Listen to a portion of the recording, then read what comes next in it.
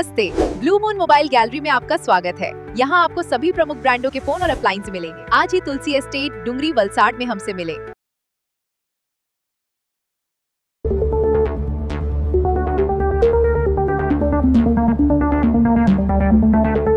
વલસાડમાં ગંદકી મુદ્દે બખેડો, બોટલમાં ગટરનું પાણી ભરી યુથ કોંગ્રેસનો હલ્લાબોલ, પોલીસે રોક્યા।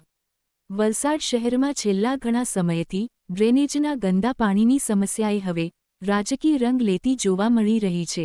તિથલ રોડ પર આવેલા આહિરવાડ વિસ્તારમાં 4 મહિનાથી ઉભરાતી ગટરની સમસ્યાને લઈને યુથ કોંગ્રેસે અનોખો વિરોધ નોંધાવ્યો હતો। જો કે નગરપાલિકા પહોંચતા પહેલાં જ પોલીસે તમામ કાર્યકરોને અટકાવી ડિટેઇન કર્યા હતા।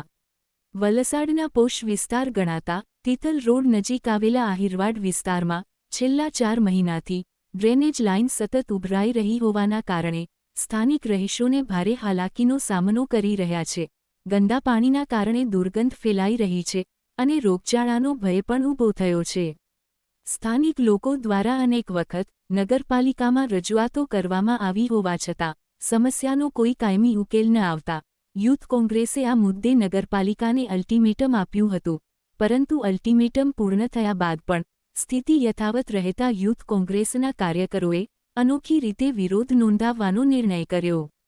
કાર્યકરોએ ડ્રેનેજનું ગંદુ પાણી પ્લાસ્ટિકની બોટલોમાં ભરી નગરપાલિકા કચેરી સુધી પહોંચીને તંત્રને આ સમસ્યાનો અહેસાસ કરાવવાનો પ્રયાસ કર્યો। જો કે નગરપાલિકા ગેટ પર પહેલેથી જ તૈનાત પોલીસ દળે તમામ કાર્યકરોને રોકી લીધા હતા।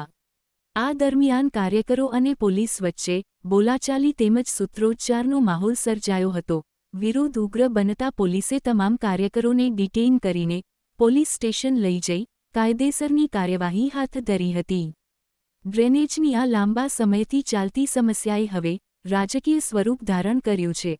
હવે જોવાનું એ રહેશે કે નગરપાલિકા આ ગંભીર સમસ્યાનું કાયમી નિરાકરણ ક્યારે લાવે છે અને સ્થાનિક લોકોને ગંદકીમાંથી ક્યારે રાહત મળે છે।